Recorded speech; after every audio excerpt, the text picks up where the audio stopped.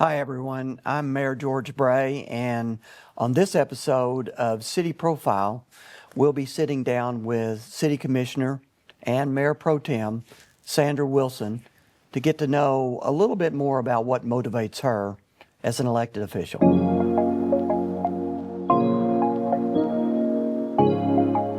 Thank you for joining me on City Profile.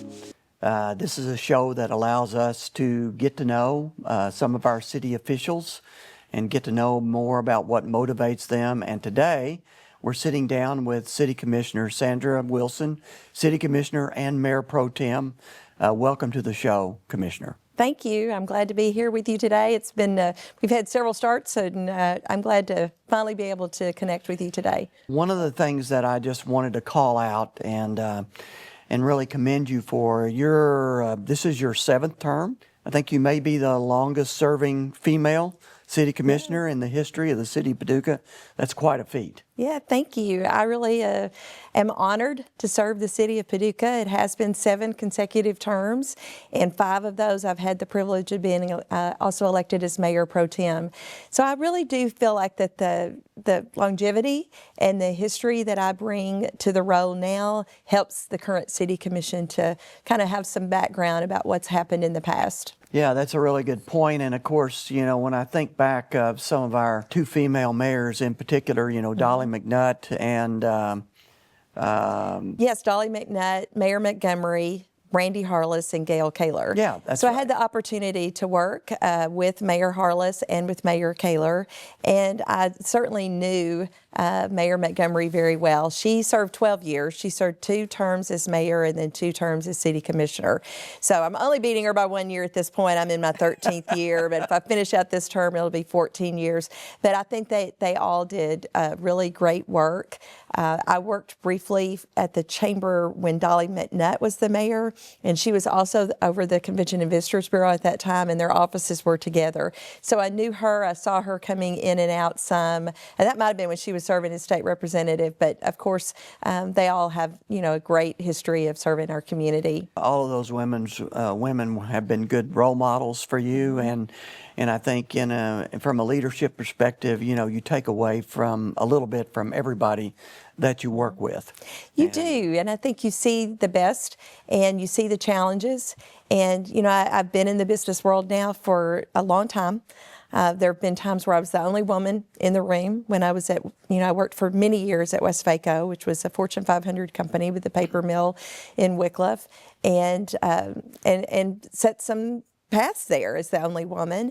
I was the first woman to serve as the chairman of the board of the Paducah Area Chamber of Commerce, and then also for Greater Paducah Economic Development. So I really feel like being in those roles has helped me to learn what's expected, and then hopefully to encourage other women not to be scared, to put themselves out there, and to be in leadership roles in our community. So let's go back just a little bit, if I could, and just ask you really what motivated you to get started when you first maybe ran the first time. About in 2010, I'd have to look for the exact dates, but I'm a Murray State graduate, huge Murray State fan and supporter, and I was appointed by then Board of Regents Chair Alan Stout to be on a committee in Paducah to study the need for higher education in Paducah. And was it going to be a new building? Was it joining on with the community college to shared facility? What was the best path? And at that point, Murray State was out on the south side in what had been, an old bottling company building. And so our committee decided to meet there one night. It was pouring down rain. There was no parking places available. We all came in drenching wet. I remember to this day walking by what was really an oversized closet, and my daughter-in-law was in there studying to be in a principal program. And I just remember thinking, we should be doing better than this. These are people that are going to be leaders in our community. She was with the cohort that were going to be principals of schools in this area. And so during that process, we decided that it would be best for Murray State to have their own building and a new building in the community. So John Williams Sr. was with me. There were others, but John and I went and met with the county judge.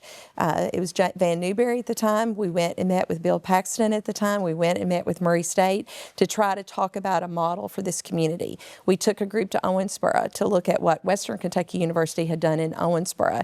And there, the county and city governments had funded Western Kentucky University having a building in Owensboro. So we really came back with all of that model. We set a goal of $10 million that we thought a building could be built for that. I think it ended up being over that, but that was the goal, to try to fund that. And the judge at that time and the fiscal court voted to do their part. The mayor and the city commission at that point voted to do it, as well as Murray did. And so we were going back and forth to those meetings, and I just really had always had an interest in public service. My parents had been very involved in a local school board election at one time, but that just really inspired me that I wanted to be on that side of the table, making those decisions that would make a difference for our community. And ultimately now, I mean, I hope we all see the difference that the Murray State Building is making in our community. Helping students to get their third and fourth year. It's a great location for people to meet, and they're also doing many master's programs there. So it's been, I think, a game changer for our community, and it just really inspired me. So I decided to run, was very fortunate. The first time I ran, there were 19 on the ballot. And that was a May primary election. And of course, then you come down to the final, the top 8. And I had finished first at that point. And then in the general election, I finished first as well and was mayor pro tem for that first term. Wow. Yeah, that's that's quite a story. And going back to the Murray State issue for just a second, I think I know both of you and I are involved in economic development every single day, and we know how important a 4-year campus or a 4-year opportunity, is for our community. And so the work that you did with the MSU building here in Paducah, has really made a difference in so many ways. I truly believe that too. And when people say, well, we don't have a 4-year institution in our community, I'm always like, well, yes, we do. I mean, it is a satellite campus for Murray State. It's not the main campus, but we're 50 minutes from the main campus. But people can continue to get bachelor's and master's degree in this community. And so I'm really proud of the work that we did then. It was it's a joint effort to get a lot of people on board, but I think it has really helped our community from economic development prospect. It's brought more teachers. I know they have the occupational therapy cohort. There are a lot of programs there that are really important to us. I think as far as a 4-year campus, that we have to play the hand that was dealt us. Absolutely. And the hand was dealt us is that, Murray, 45 minutes away, has the campus, but we've got a regional campus here. We've got WKCTC. We've got University of Kentucky College of Engineering campus here, so we have plenty of opportunities to fuel economic development. But thank you for the work that you did getting us started there. I love it. I'm from Callaway County. I'm originally from Murray. I always say I'm from Murray. My brother always corrects me that I'm really from Callaway County because I grew up on a farm, a dairy farm out in Callaway County, and I went to the main campus at Murray State. So it was, to me, a great step for our community to have that satellite campus. Sure. So always going to say go Racers, and happy to have it here. Let's talk a little bit about the future rather than the past, and let's talk about you're very ingrained. You and I work closely together every day. You're ingrained in the community and opportunities that we have. But talk a little bit about our opportunities that you see for Paducah in the next 5 years, where we are and how you see the future. I started serving on the city commission in 2013. And so at that point, our population had been declining for many years. And, I want us to do a study. I still would love to see a study that would actually identify why we were declining, but it was just, we weren't seeing any growth. And so we started, then trying to do programs in our community that would bring people back here. For me, growing our population is one of the most important aspects of to make our community better. So the 2020 census was a big deal for our community because we had grown. I think Paducah, the city, had 8% growth in population. Now here we are at 2025. Wow. I mean, in 5 years, there'll be a new census. To me, it's so important that we have grown again. We can't be slipping backwards. You know, we can do so much more in our community. We can provide so much better services for our citizens if we are growing. And I know that we're taking all the right steps now. You know, I've talked about, I heard people in Louisville saying that they'd driven to Nashville to count the cranes that were in downtown Nashville to see what they were doing for growth. And I'd be like, a crane? Man, I would just love to see a crane in downtown Paducah. Well, you know, we have some right now on the riverfront that are working with our Build Grant project. And so every day I'm celebrating when I leave work and start home to see those cranes that are doing that work. For me, population growth is one of the top. And you know, there's a lot that goes with that on services that we have to provide and economic development. But we've had a lot of recent economic development announcements, Greater Paducah Economic Development with Global Laser Enrichment, General Matter. They're both looking at 2030. That year is coming up a lot if you're talking about economic development because it takes a while to build it. It takes a while to get it ramped up, and they're all still working on their final plans and their funding. So for me, a goal of 2030 and seeing more growth in our community is definitely a priority.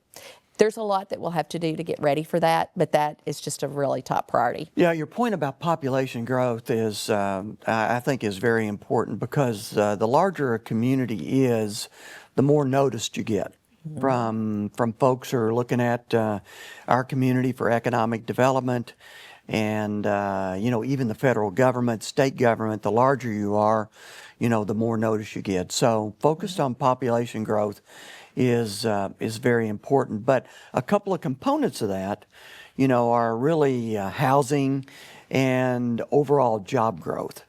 So while we've had some good announcements, we still have challenges. We still have opportunities. So how do you see us attacking some of those opportunities for the future? I think it's a multiple approach that, you know, we're going to take a lot of steps to get there. For us as a community, the Department of Energy, that site there, and you know, they ceased operation in 2013. They're in the cleanup. They're still going to be there for a couple of decades in the cleanup. Those are really good paying jobs, and that provide a lot. You know, I hear the term living wage a lot, but they're good paying jobs that have bought a lot of trucks for people and put a lot of kids through college. Those will continue, but there's so much land out there for reindustrialization. So we're really focused on reindustrialization of that site now, and as I mentioned, those companies that are coming. But we also still have to be focused on small business. And right now, you know, we're working on getting the funding together for the Small Business Development Center to keep it in Paducah. So our local governments, our local businesses will be asked, will you continue to help fund that? And I know Aaron Harnett, who's with that area, does a great job. He's brought in a lot of companies and helped secure them. So that's one way. Sprocket, really proud of the work that they're doing and bringing entrepreneurs here. For me, every time a small business adds more jobs, it's economic development. It doesn't have the same impact as when you announce a company that's going to be doing 350, but it absolutely is making somebody's life better that they're getting a new job. And in my job with the chamber, just this morning, I talked to our Youth Lead program, and those are high school juniors. And one of the messages that I wanted them to hear from us, and that they will hear throughout their time with us, is that we want them to come back to this community. We want them to make this their home and continue their education and then come back. We want them to be our entrepreneurs. We want them to be small business owners. We want them to be in the medical profession. We want them to be nuclear engineers, if that's what we want. We want them to be truck drivers. I mean, we're going to need all kinds of trades, all kinds of construction. If we want to develop new housing, we've got to have developers and we've got to have construction workers, plumbers, electricians.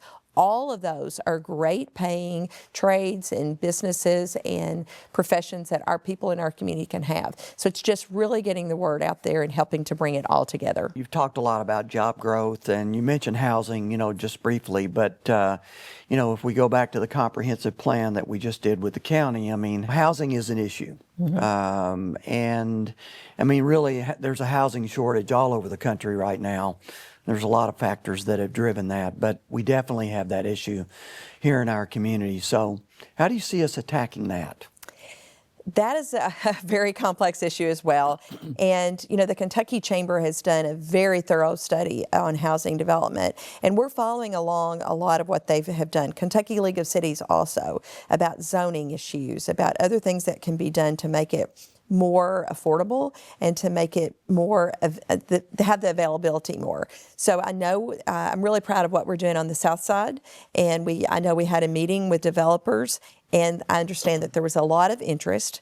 I think that we are going to have to do programs that will help the developers to come in and build affordable housing and help them to make it profitable for them, and then to keep the housing where some of our young business owners, young couples can afford the house.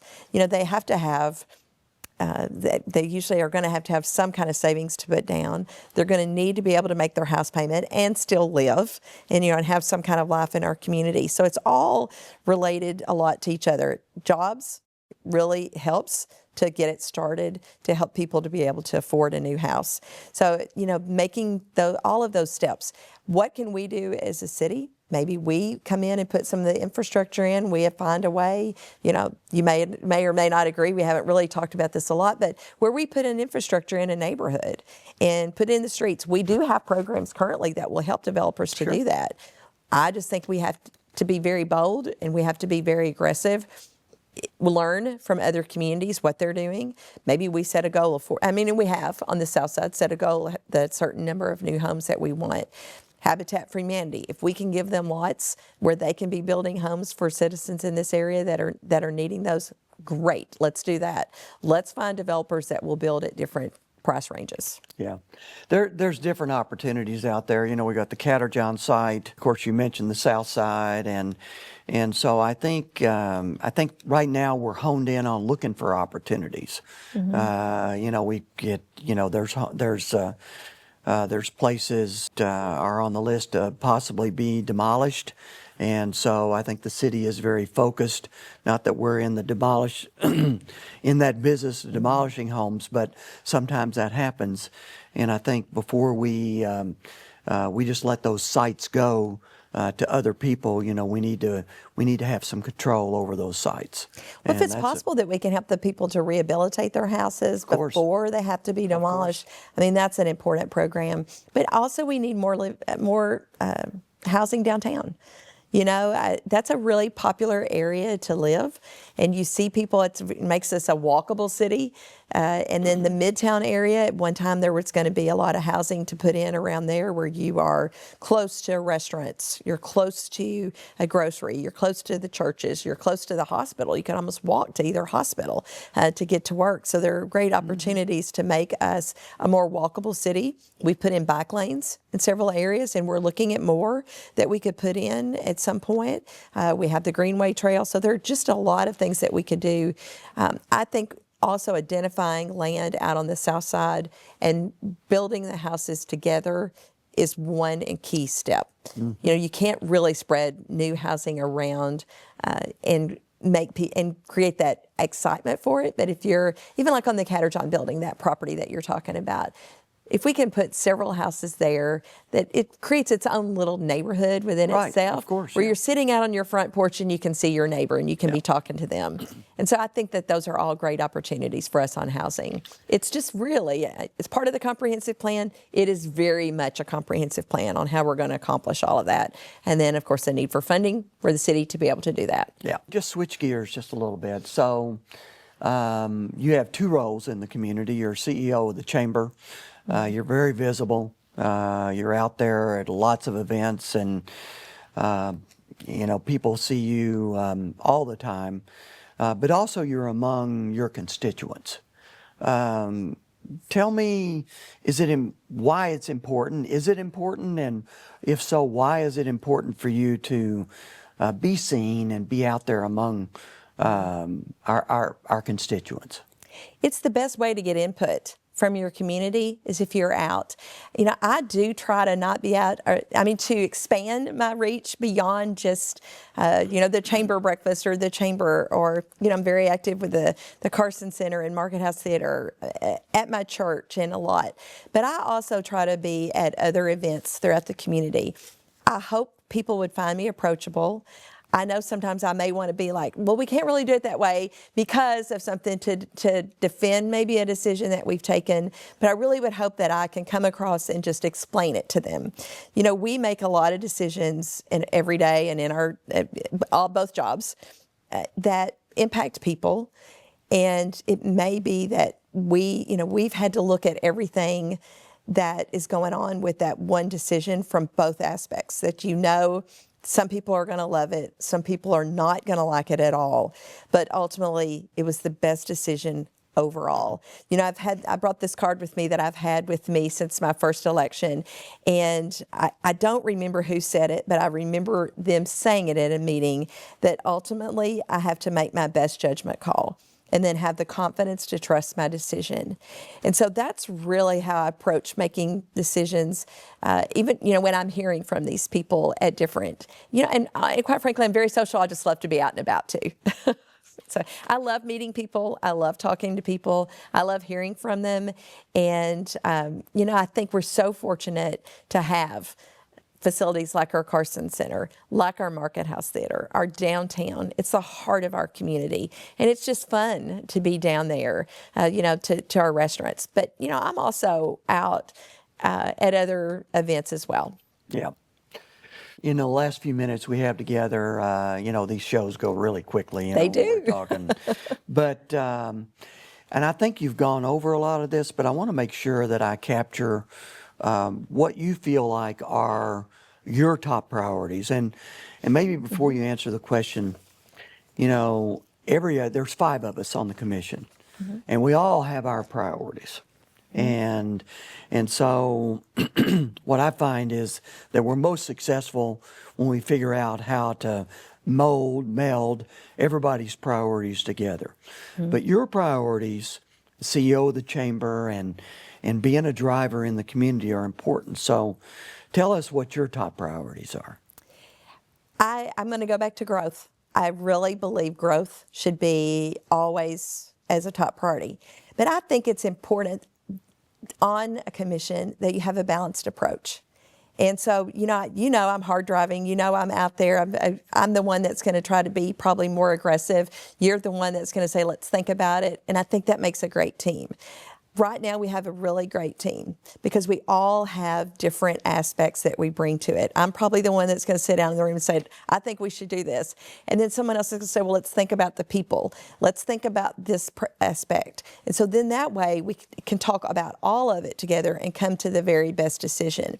But growth is one. And some of the indications of that we have underway right now. When I mentioned the crane, the build grant was something that I worked really hard on under previous administrations. I felt like we had a great opportunity as a city to apply for a build grant and to be successful.